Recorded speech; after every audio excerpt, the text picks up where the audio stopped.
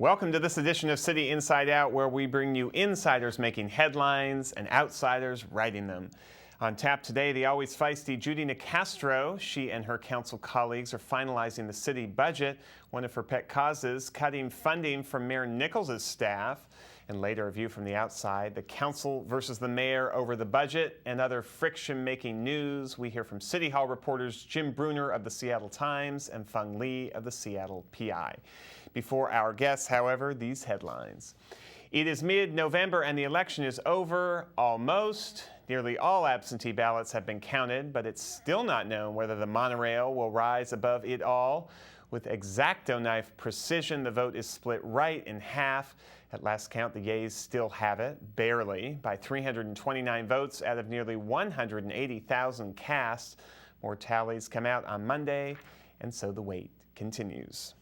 The phrase kinder and gentler is being heard again in politics. That's how Jan Drago described the city council's alternative to the mayor's budget plan. The changes are in four main areas. First, the council restored nearly $3 million to public health and human services. Some of the most vocal protests to the budget came from this sector, and the council responded. More money, therefore, for community health clinics and programs such as food banks for the homeless. Second, council members saved Fire Engine 16 in the Green Lake area, the one that the mayor had proposed to decommission. Thirdly, the council disagreed with Nichols on police funding. They voted to restore a handful of community service officers and crime victims advocates. Council members did not, however, bring back any of the several patrol officers that the mayor had cut. And finally, the council took issue with the mayor's library budget. They added back $500,000 to the book acquisition fund. And where did the council find all this money? They can't print it, of course, like some lawmakers. Part will come from gutting Nichols' aggressive sidewalk building plan. Another large part will come from raising basic parking tickets from $25 to $35. Ouch. A small amount was found from cutting back one staff member in the mayor's office. In the end, however, the council's changes amounted to only 1% of the overall budget. Not exactly sharp disagreement. The mayor's response to all this? No official statement yet. Indeed, Nichols has been away for most of the council's budget debate. He recently spent a week in Kobe, Japan, celebrating our sister city relationship.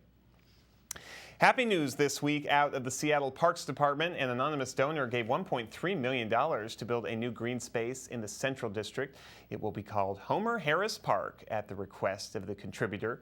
Harris, now 84, is a lifelong Seattleite, well-known doctor and leader in the African-American community here. He was the first black captain of the Garfield High School football team. City leaders gathered this week to celebrate the gift. Harris attended but didn't speak, however many others did. It was the largest gift ever to a park in Seattle, a notable milestone.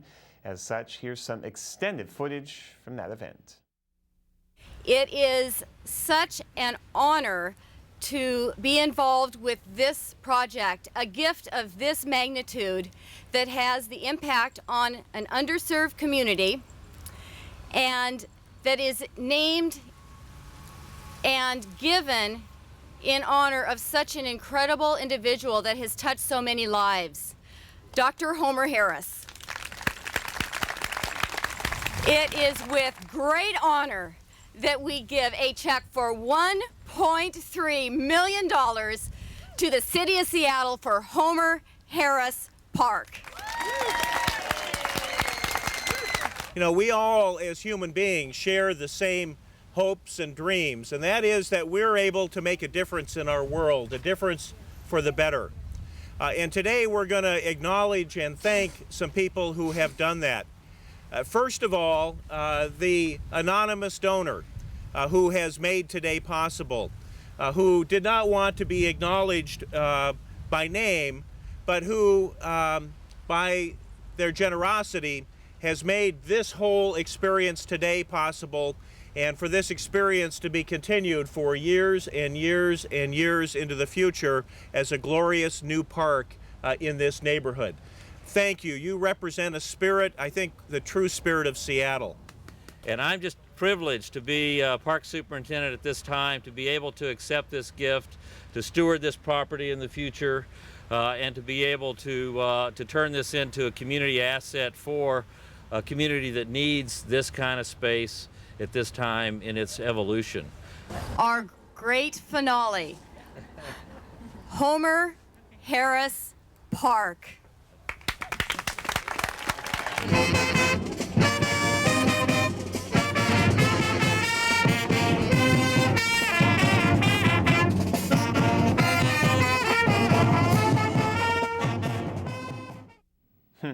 An appropriate musical element given that Garfield High School is Harris's alma mater. Now an update about your dollars at work. The Four Columns Park on Seattle's Capitol Hill is set to get a spruce up. Over $800,000 was dedicated for it from the open space levy of 2 years ago. The goal, to generate greater activity at Four Columns, which has historically been used more by homeless and transients. Plans call for perhaps occasional concerts and even a regular weekend farmers market. By the way, the columns will stay. And now our neighborhood news roundup for this week. First, from West Seattle, commuters there beware. To cut costs, the City Council intends to abandon the tow truck program on the West Seattle Bridge to remove stalled vehicles. And this from Interbay, the golf course there just celebrated its 5th year. Seems like they just built the thing. I confess I've never been. And in Woodland Park, they are marking another birthday. Hansa, the zoo's youngest elephant, recently turned 2 years old. And finally, some downtown news. The Municipal Court moved into its spiffy new digs this week. They are located in the recently completed Seattle Justice Center. And now our new, rather continuing, inside-outside calendar. This week, 2 items to highlight. The Carkeek Park Advisory Council will meet on Monday the 25th. It's for those interested in supporting and improving that treasured green space in the north part of town. That same day, the City Neighborhood Council meets at 6:30 p.m. And for more information about all of that, please check our Seattle Channel website at seattlechannel.org. That wraps up our news segment for today. Stay with us. Coming up, the ever-feisty council member Judy Nicastro in a moment.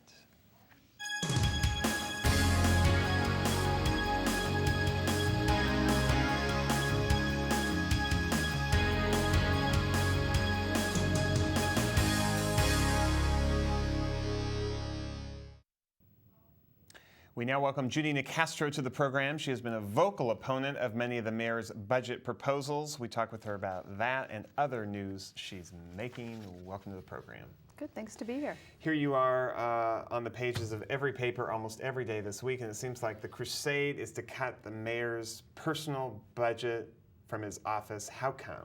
Well, it isn't so much about cutting the mayor's personal budget as much as funding the programs that the mayor cut. The mayor cut the funding for wonderful programs such as CARA, Community Against Rape, and what we need to do is to restore those fundings. Well, since the mayor increased his budget by 36%, that's obviously a natural place to go and take the money from to put it back into the public and give it back to the programs that we've heard time and time again that the public wants us to be funding. The mayor will say that you folks last year cut his budget. It was originally at about, $2.5 million. I want to throw out too many numbers here, but you guys cut it about 30%, and all he's doing is just restoring that to levels that were, seen during most of the Shell era.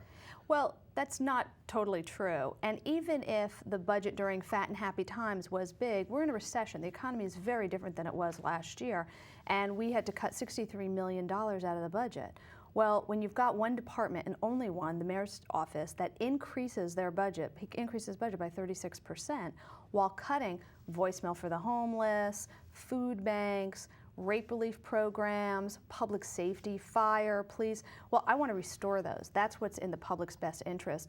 And this was a choice. We just didn't have that much money. It's a choice between adding to the mayor's budget or restoring public safety and human services. My priorities are public safety and human services and not increasing the mayor's administrative staff.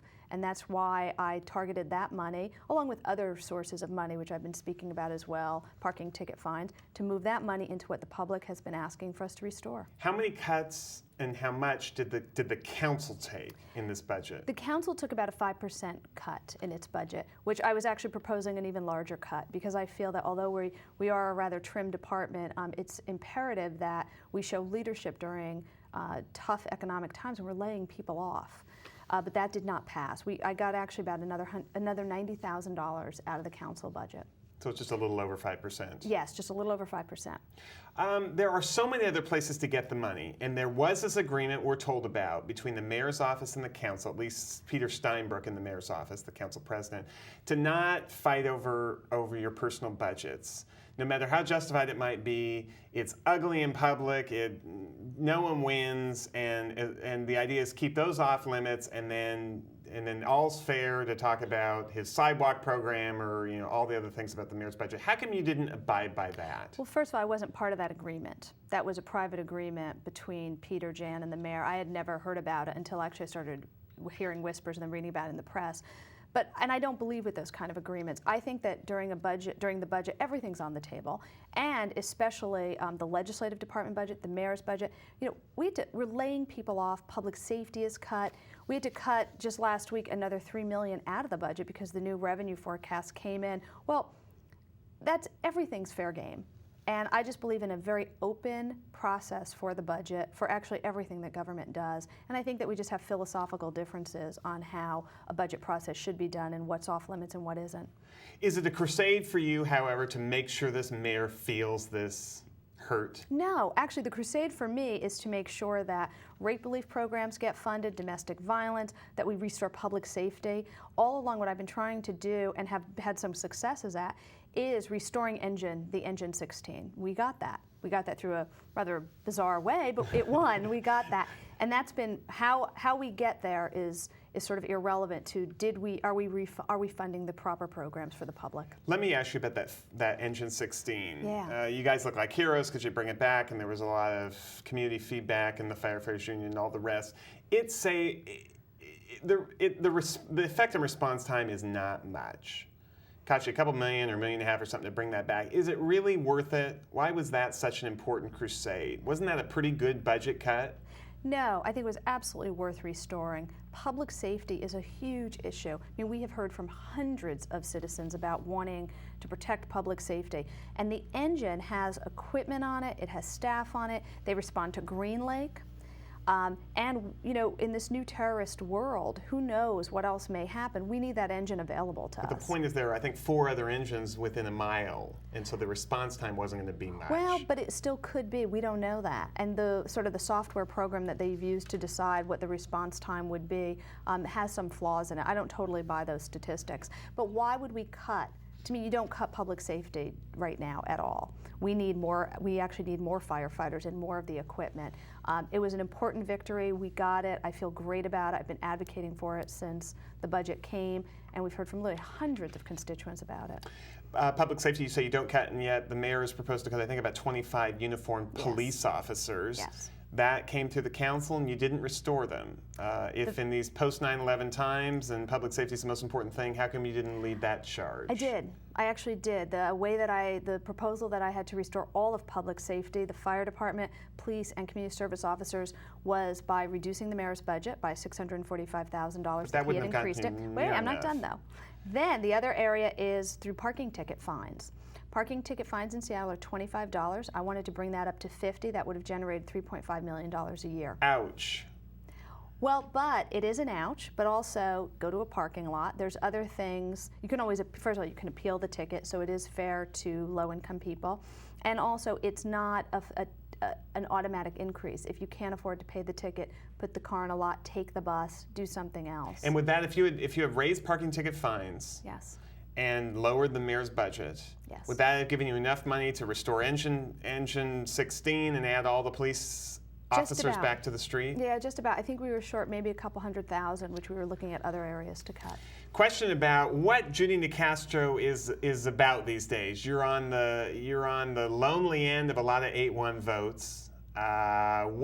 What's your mission now?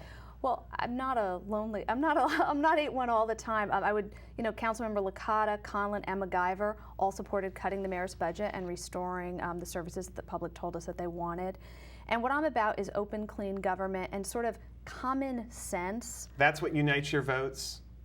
No, it depends on the issue very much. I think we are all ideologically slightly different, but I'm certainly looking at open, clean government and common sense spending.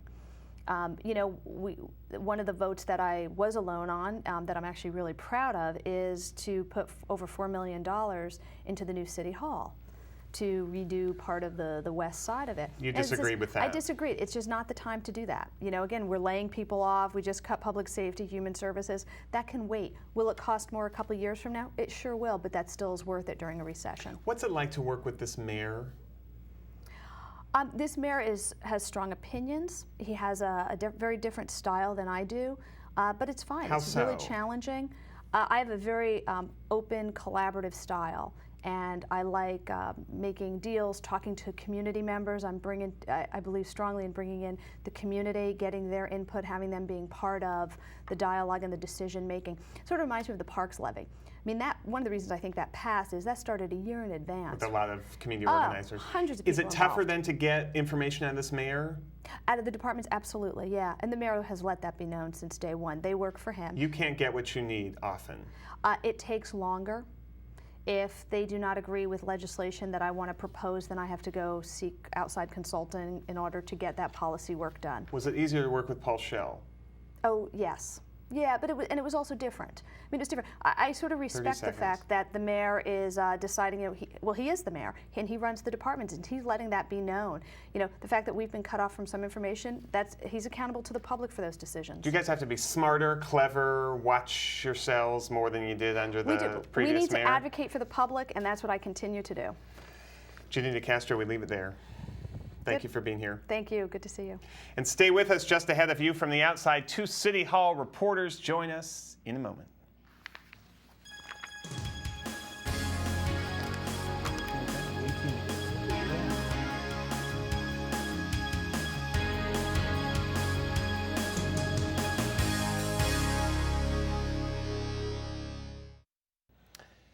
We now welcome 2 journalists with their thoughts on the happenings at City Hall of late. Jim Bruner is a reporter for the Seattle Times, and Feng Li is a writer for the Seattle PI. Welcome to both of you. Thanks. Thank you. Jim, let me ask you about this interesting meeting yesterday. Judy Nicastro seemed like she had cut the mayor's budget by a couple $100,000, got the votes, they went on to other business, and then they reconsidered after notes were sent and Jim Compton and Heidi Wills changed their vote. So then the mayor's office budget was, turns out, not cut by that much. They reconsidered it. How come? Well, that's the big mystery. Two council members switched their vote, Jim Compton and Heidi Wills, after this mysterious note was delivered to Jim Compton. You know, after the council had voted to cut the mayor's office by $300,000, it kind of came as a surprise to the mayor's people, and they ran upstairs to the mayor's office and came back down with the deputy mayor, Tim Cease, and there was some scurrying around in the back of the room, and then Jim Compton came a few minutes later, said, I've done some soul searching and I want to reconsider this vote. And Heidi Wills joined him in essentially reversing what they'd just done. Feng Li, what do you know about that note? Were you able to read it, just see it? No, I think that's the question for everybody is what is on that note, but there's plenty of speculation. And to sort of maybe borrow the words of 2 council members, Judy Nicastro and Richard McGyver, it was very curious that after Compton changed his mind, he immediately got up and sort of congratulated himself and the council for finding the $400,000 extra for this fire engine in Green Lake. I mean, that's the speculation, is that this note that came from the mayor's office was if you don't reconsider the vote on our office budget, we're not going to give you the money for the fire engine. Well, and we don't know what's on the note. We don't know. But certainly the mayor's office played ball with Jim Compton, and they found $400,000 for the fire engine. And you know, they might have said it the other way. They might have said, you know, why would you do this to us after we've been cooperative with you on the fire engine?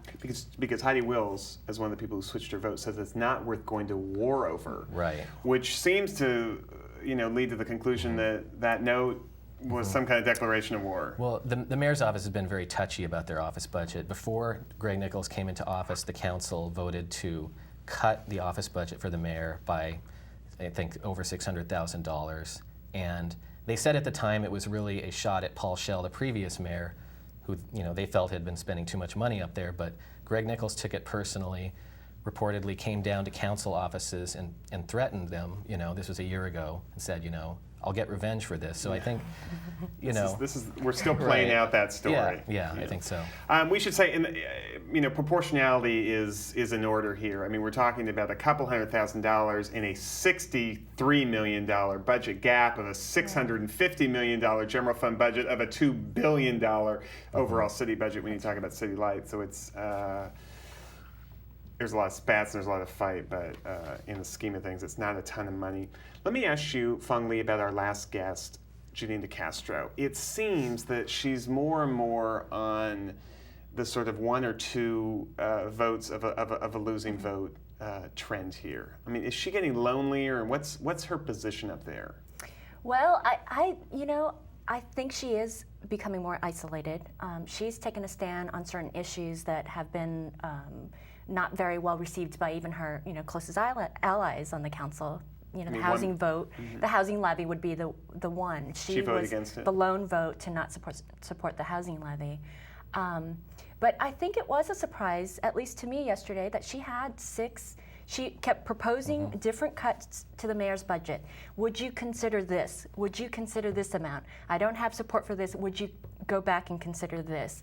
And she got 6 votes. 6 votes. So obviously she wasn't the lone one who wanted to. Before the reconsideration, she That's actually right. did win. Right. I was surprised that she won in the first place. Maybe I didn't see it coming, but and in the end it got reversed. But Nicastro also, she told me yesterday that she's been increasingly on the outs with the mayor's office. There was a big dust-up a few months ago where she wrote this angry letter to the mayor accusing him of hardball politics and running over opposition and using... He lies, Right. He steals my ideas, Right. all that. Right, and she told me yesterday actually that in the last several months or few months, she can't even get a meeting with the mayor, which is somewhat unusual for a city council member. She seems to kind of have declared war and said, hey, my role here is, the way this mayor's kind of emboldened her.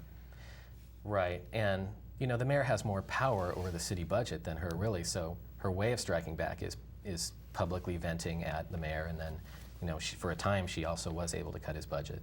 Let me ask you about the fire department and this engine 16 that gets restored. There was some claims, I talked to some people, insiders, and they said, don't look for that to get restored. I mean, the council already thinks the fire department they are the highest paid city employees on average. They took the lowest cuts in the mayor's proposed budget. The response time was very, very minimally effective when you took this engine out in Green Lake and said, don't expect us to come up with $100 or $1.5 million or whatever it costs to come back and restore that. They did, however. Surprise? It was a surprise. Going into the meeting yesterday afternoon, they thought that what they could do was fine $814,000 for an aid car in Station 17, which would respond to Green Lake, and that's what they thought they had. But at some point, and Jan Drago was saying this yesterday, the mayor met with the council at 1 p.m. This is about an hour before the meeting, and there were some negotiations, and they somehow found $400,000 extra by shuffling around overtime, not having people work during celebrations. The fire department came up with that. That's right. Or the mayor came up with it. You could sort of without interpret. without cutting another program, it was within the fire department. Right. Which went against what the mayor and really the fire department had been saying for many months, that there was really no way for them to come up with enough money. So again, like Fong said and council members said, people said it was very curious how they found that money. At the very last hour. Literally the noon hour, I guess. Not the 11th hour, but the noon hour. From your reporting, what did you hear most from after the mayor proposed his budget? Who was the unhappiest and who was the loudest? Oh, hands down, I would say Human Services. They were the loudest. And if you were at any of those public meetings, there were so many people there that the security guards had to monitor who could get in and who could get out. You walked out into the council chambers, it was packed. People holding, Save Human Services signs. They would, group by group, would go up with 40 people, 40 of their members, and ask for plead with the council to keep their money. And some of it was really small. It was like $19,000 for community voicemail, but those were the ones that you could see on the street how it would be affected. Community health centers and food banks and public health, those kind of things. Yeah. Is that from your reporting too? Yeah, Human Services were very organized and very vocal in what they had to say about the budget. The firefighters union took a little more classic tack. I mean, they had a lot of neighborhood opposition to the fire engine cut in Green Lake, obviously. They also hired a well-known lobbyist who was hanging around City Hall for weeks and weeks in the halls and, helped broker this deal, I think, or put enough pressure on the mayor's office to restore Engine 16. What's it like? You've worked now a couple years at the Times on the City Hall beat. What's it like with this council and this mayor versus the old council and Shell? Well, it's been pretty well publicized that Greg Nichols is a more political animal than Paul Shell was. And what does that mean, kind of day to day? We throw that term around, but is right. it? What it means is that the mayor is making sure that all the city departments know who they work for. They work for the mayor, and the mayor gets credit for the good things that they do, and presumably for the screw ups too. But and Paul Shell had a little bit more of a laissez-faire attitude when it came to the departments. Didn't try to clamp down on the flow of information too much. It was more of a collaborative working environment between the council and the mayor. Is the council, Fong Li, are they more divided than they have been? Seems like there's been a lot of testiness, and especially that meeting yesterday. Right. It's symptomatic of stuff that's. I think there's a couple council members, and maybe there's maybe a new feeling that we need to try to work with the mayor. I don't know if they're reading, the writing on the wall or what, but Jan Drago and Peter's, yeah, exactly. But you have people like Peter Steinbrück, who had been very critical of the mayor, and Jan Drago, and yesterday you could not stop hearing from them saying, we need to be cooperating with the mayor. We've made an agreement not to duke it out in public. And then, you have the other people like Judy Nicastro who said, I wasn't part of that agreement, But it does seem that there are at least some leaders on the council who are pushing for working with the mayor. Because Drago and Steinbrück were, certainly Steinbrück was kind of, as council president, positioning himself as kind of loyal opposition, and that hasn't come up as much. He's kind of carried the mayor's water a little bit. Some of this budget. Yeah, although, both Steinbrück and Drago have been very critical of the mayor and the way that he's clamped down on the flow of information, and they just wanted to do what they could around the edges of the budget and restore, some of the priorities that they had: libraries, fire, a little bit of the police department, and certainly human services. Mm-hmm. Yeah, certainly Peter Steinbrück was very clear that he was going to restore human services and wasn't going to live with the mayor's cuts on that. City Light, it wasn't a part of this budget discussion, sort of off budget, but it's hemorrhaging money, or it certainly did during the perfect storm a couple years ago. A lot more debt than ever. Big City Light audit. What did you hear after that happened? Because in the scheme of things, that's a bigger financial issue. I'll defer to Jim here on this one. How come you didn't cover it? I haven't covered it. The audit was very, very critical of City Light and the way they've managed, before and during the energy crisis. And also said that City Light management is very defensive and doesn't take criticism well, which was somewhat proven even in the City Light's response to the audit. They thought that the audit was terribly unfair, and they were defensive. They were defensive, and the auditor even pointed out, that they were going to be defensive to the audit. So it was somewhat amusing. But City Light says that they are on track to pay off some of their most pressing debt and maybe raise rates by the end of 2004. That's their stance right now, but that is dependent on average rainfall for the next 2 years, so we'll have to see. 30 seconds left. Do you think Gary Zarka will keep his job? The mayor certainly supported him up to now. If he hasn't lost his job by now, I don't see it happening, immediately in the future. But if things turn south again at City Light, I think there'll be tremendous pressure on him. Thank you both for being here. Thank you. Thank you. Good work you both do covering City Hall. Thanks. Fong Li is with the Seattle PI, Jim Bruner is with the Seattle Times. And we thank you all for watching. Join us next week and indeed every week for City Inside Out. Check the Seattle Channel website for more information about playback times. And with that, we close on behalf of the talented studio crew here at our program. I'm C.R. Douglas. Thanks for joining us. We'll see you next time.